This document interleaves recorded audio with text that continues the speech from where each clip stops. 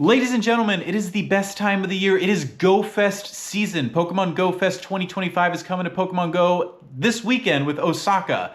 Lots to cover, lots to talk about. My channel has been up for 11 months already because last year Go Fest was in July, and this is crazy. It's like kind of a little bit of a full circle moment because I started with Go Fest in my videos, and we get to start with a guide, a special guide. This is going to be my complete tips and tricks guide for Pokemon Go Fest in person. And this is if you're going to Osaka, Jersey City, or Paris. The 3 in-person Go Fest. The global video will be coming later, but right now we're going to focus on the destination Go Fests. So without further ado, let's get into it.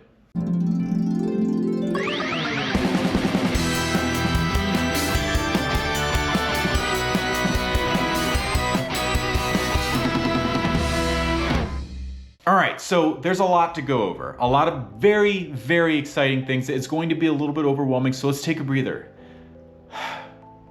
First, I want to talk about the human tips. The things that while you're walking the streets of the cities that you're going to be in, it will help you to thrive and not just survive. The things that you need to do in order to actually enjoy your time doing Go Fest. My first human tip is going to be focus. What is your focus going to be during Go Fest? Because it's very easy, as I just said, to get overwhelmed by everything coming at you the moment the clock strikes 9 a.m. There's research, there's eggs, there's spawns, there's different habitats, there's field research, there's the master research, there's so many different things, and there's gonna be surprises that we don't even know about, that we're not even gonna be able to cover in this video. So first, before 9 a.m. strikes, just ask yourself, what is the thing that I know that I really want to get? And if you think about that going into the event, then it'll feel a little bit less overwhelming. Of course, do all the other things and you'll be able to cover all the things, but beeline to the thing that you want to focus on first. For example, if you're in the park and you know that shiny Frigibax is in a certain habitat, just go to that habitat. Do it and then experience all the other things on the way. It's just very, very easy to get overwhelmed with all the things that are ticking off. There's confetti, there's like all the research buzzing off, there's raids, there's like invites. It's just crazy. Your mind will explode. Pick a focus, breathe, and go from there. Second tip, no FOMO. Don't let yourself sink into feeling like you have FOMO, especially if you're in the actual park. On your park day, patterns show that you will score a little bit less while you're in the park. You'll get less shinies, you'll get less this and that. That's just how it is. It's a good time to focus on certain habitats because outside of that, it's based on the hours. But in the park, there's gonna be reception issues. Accept it, it's going to happen. They'll fix it and we'll move through it. There's gonna be people coming up to you. There's gonna be ambassador tents with like little quizzes and stuff where they award prizes. Instead of fighting it, just enjoy it. This is a great time to experience the community of Pokemon Go. You know everybody else in that park. Unlike the citywide is gonna be filled with all these random people. There's gonna be lots of Pokemon Go players, but in the actual park, you know it's all Pokemon Go players. Embrace that. How often do we get the chance to embrace that sort of feeling of like, this is the actual community that's here right now? It's a very exciting thing. Go to the ambassador tents, meet the notable trainers.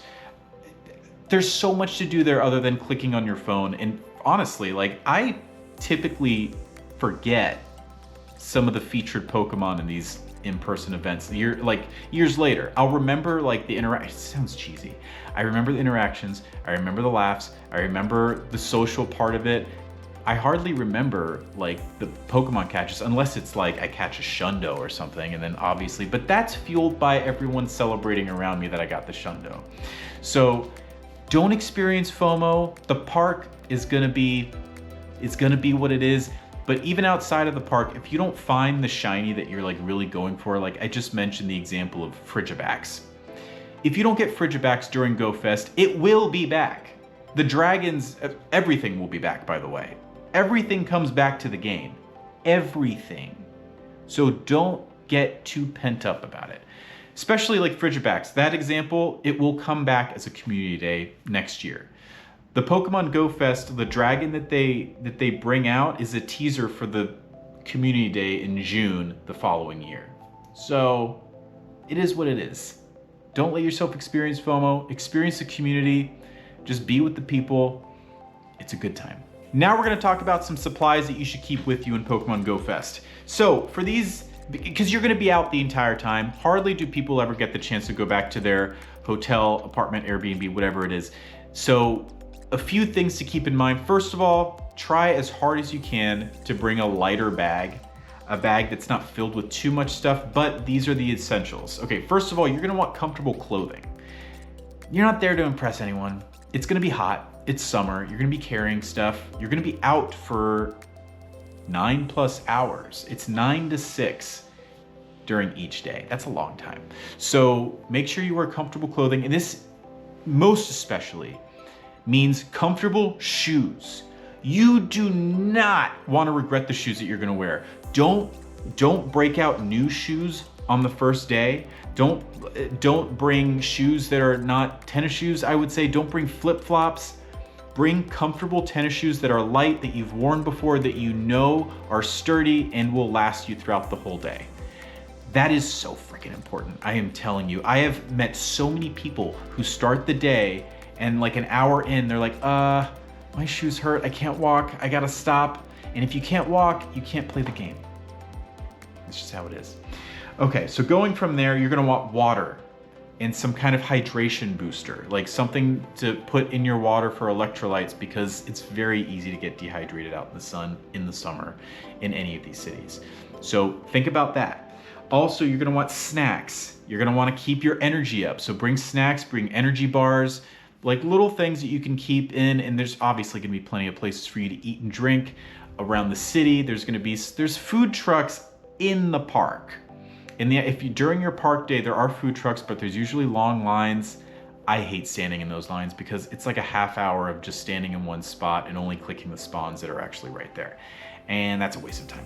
So bring some sort of snacks, water, and then just eat outside of the park, I recommend. Going from there, you're gonna want portable chargers. Obviously, we're gonna talk about some ways to enhance your battery life during Go Fest, but you want a portable charger, one that can last you all day. Make sure it's charged before you go on the day, and that will save you, because there's nothing more stressful than, my battery's at 25% and there's 4 hours left. That sucks.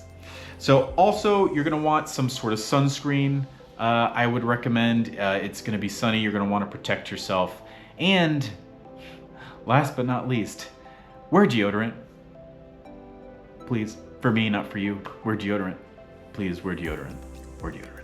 Next, we're gonna talk about in-game tips. Tips that will help you to have a freer, more enjoyable time that's less restrictive and more enjoyable. First of all, battery maximization for Pokemon Go. We do know that that game just drains your battery. Here's a few ways you can kind of tweak it. First of all, if you have some kind of low power mode on your phone, it doesn't hurt to turn that on. Second of all, actually in the app, turn off native refresh rate. It's beautiful, it's nice, we all love how it looks, but it drains your battery. Turn that off. Also turn off enhanced graphics. I don't know that I'm actually personally gonna turn off enhanced graphics because I do want to see like how cool it looks. But if I do see that it's starting to really drain my battery, I'm gonna turn that off because it's worthwhile to have a nice battery. Again, you'll have a portable charger, but sometimes portable chargers die or you lose it, or who knows. Also, before going on the day, each day you're going to want to refresh game data and you're gonna wanna download all assets. This is all under the advanced portion of your settings. Do both of these things so that you have a smoother game that will take up less battery. Next, we're gonna talk about storage in the actual game. It is time to purge and transfer all the things you don't need.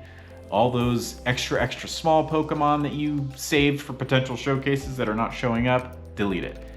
98s when you have 100 IV Pokemons, just delete it.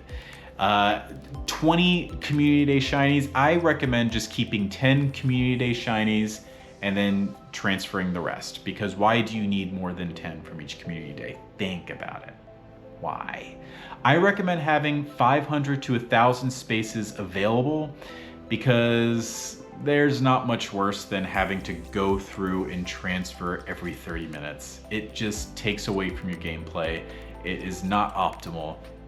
Try to have that space available beforehand. Next, I recommend having 1,000 Ultra Balls, 500 to 700 Great Balls, and the rest can be Pokeballs. And make sure you keep your golden raspberries for the shiny Pokemon, and any call outs of Hundo Pokemon, make sure to keep those golden raspberries. We do not do Savage Season here. Make sure you use a golden raspberry and an Ultra Ball for shiny Pokemon, please, for the love of God. You do not want to lose those. Please. I also recommend before the day starts to activate a Mega Pokemon so that you can maximize candy. This could be for any Pokemon that you're trying to focus on, but I do recommend Mega Rayquaza, Primal Groudon, and Primal Kyogre, because they have the most coverage over types. For example, Rayquaza, if you Mega Rayquaza, you get increased candy for flying, psychic, and dragon type Pokemon. That's 3 different types. That's pretty amazing. Usually with every other Mega Pokemon other than Kyogre, Groudon, and Rayquaza, it's only coverage of 1 type, or 2 if it's a 2-type Pokemon. So highly recommend Megaing, because that is very essential for candy. I will also say that it is worth it to buy the add-ons for GO Fest. The add-ons being the Raid Lover, Enthusiast, and the citywide extra days.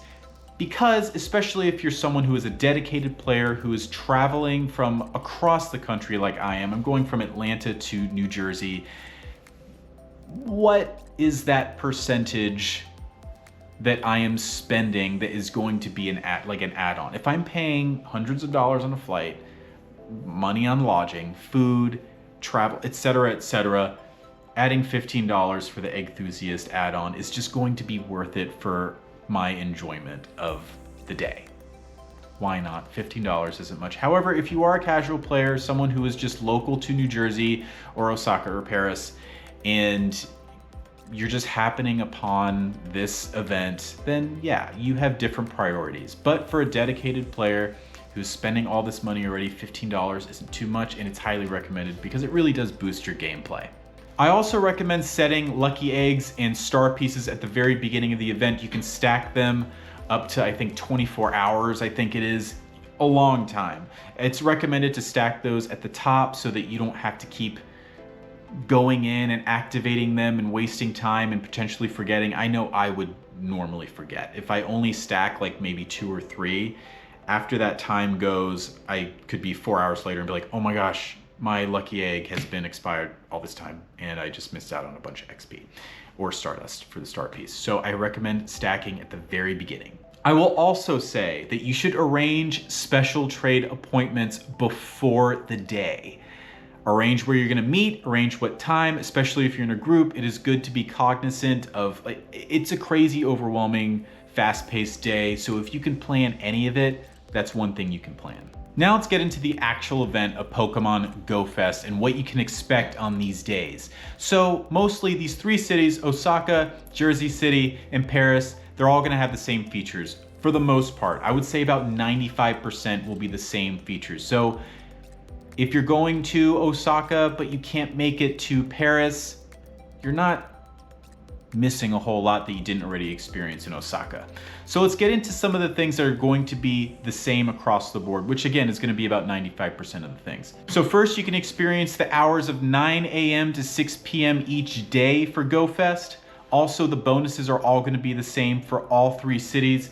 We've got event-themed Pokemon appearing in park venue habitats and throughout the city. Increased chance of encountering shiny Pokemon. Half-hatch distance for eggs placed in incubators during the event. Special research leading to an encounter with Volcanion, the steam Pokemon. Event-themed stickers available from Pokestops and gifts.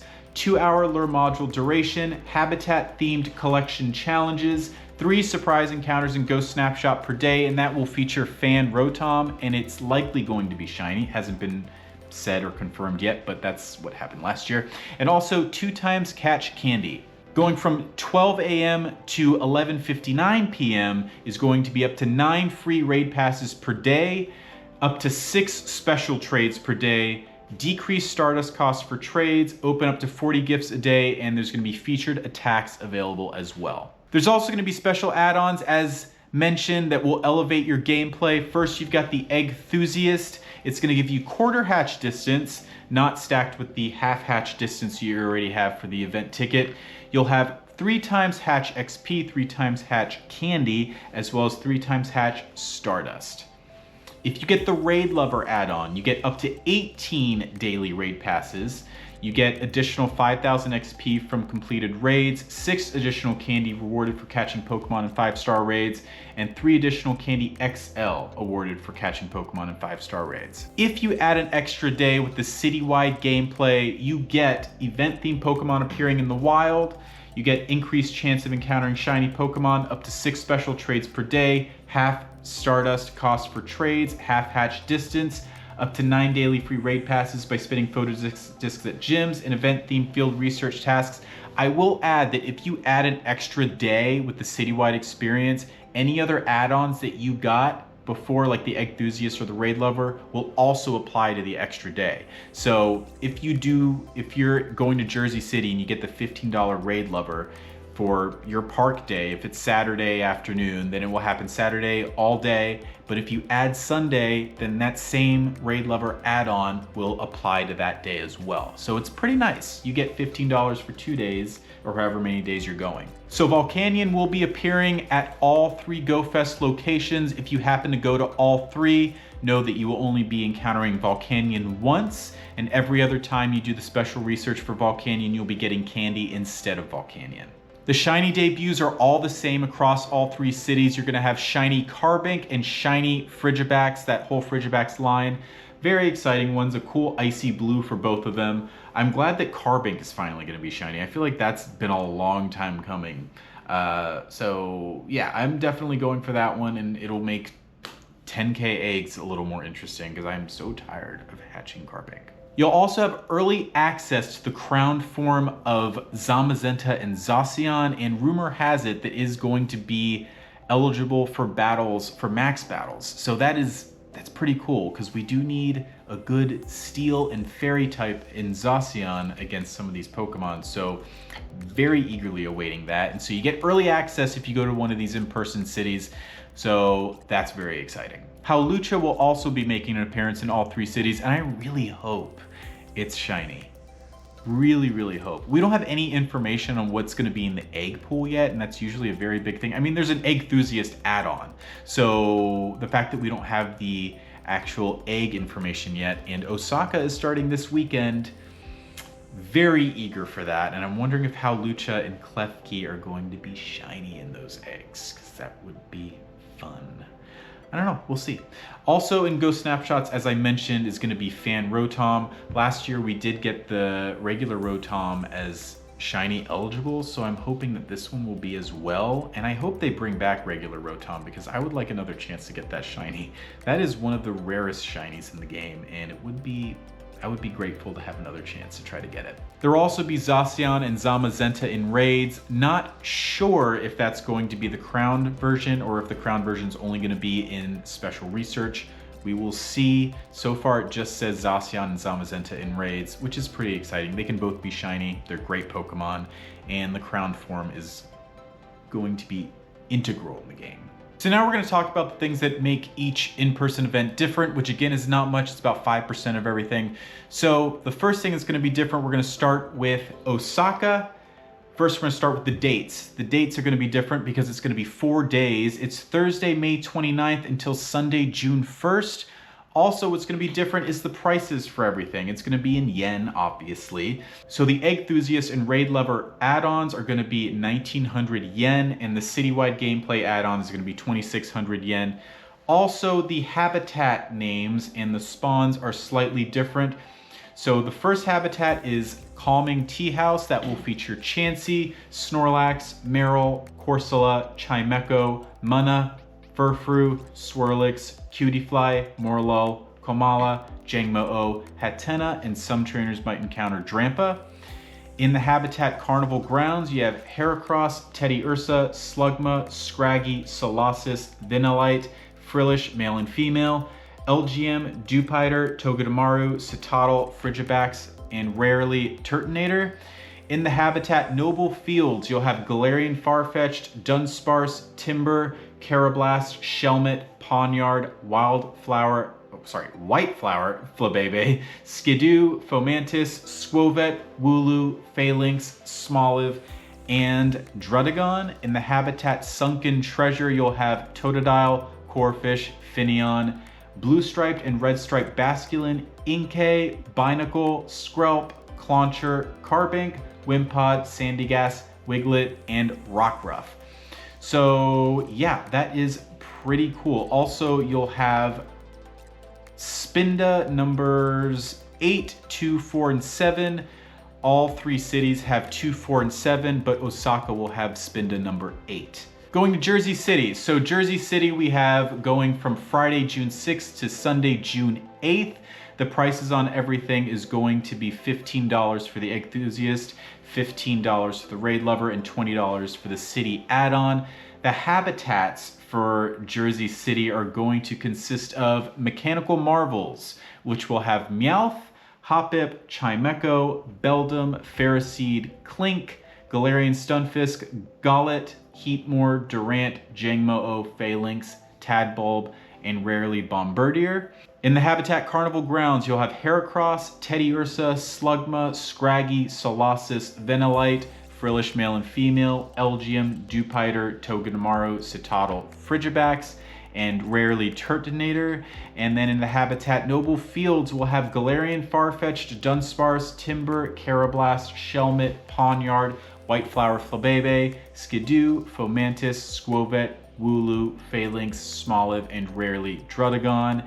In the Habitat Sunken Treasure, you'll have Totodile, Corphish, Finneon, Blue and Red Striped Basculin, Inkay, Binacle, Skrelp, Clauncher, Carbink, Wimpod, Sandygast, Wiglet, and Rockruff. And the Spinda that you'll be getting in Jersey is, along with 2, 4, and 7, is number 5. For Paris, you've got the dates of Friday, June 13th until Sunday, June 15th.